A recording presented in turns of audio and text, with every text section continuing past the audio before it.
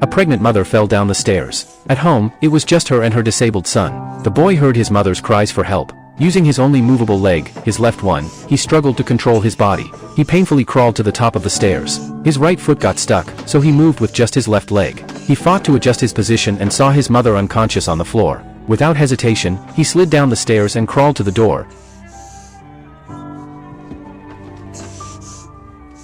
kicking it with his foot as hard as he could. He didn't know how long it took, but eventually, a neighbor heard the knocking sounds from Chris. Peeking through the door crack, the neighbor saw his mother lying on the floor and immediately called for an ambulance. She was rushed to the hospital.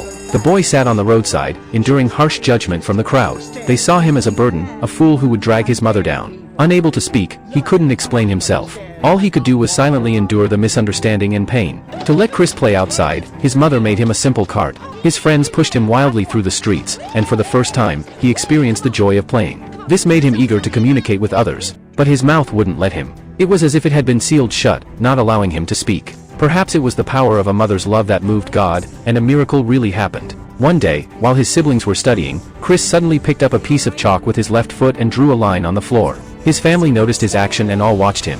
His sister said it should be a triangle, but the final position was wrong. At that moment, their father took the chalk away and drew a standard triangle next to him.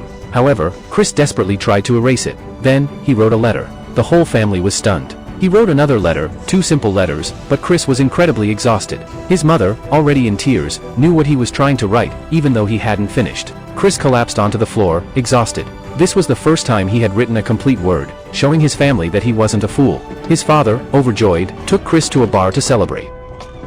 This is Christy Brown, my son. Jeez.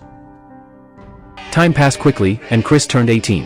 His mother made him a cake with candles on it. His father encouraged him to act like a man. Chris tried to blow out all the candles, but such a simple action took all his strength. He blew twice, but still, one candle didn't go out. But Chris, stubborn as always, bit the candle and blew again.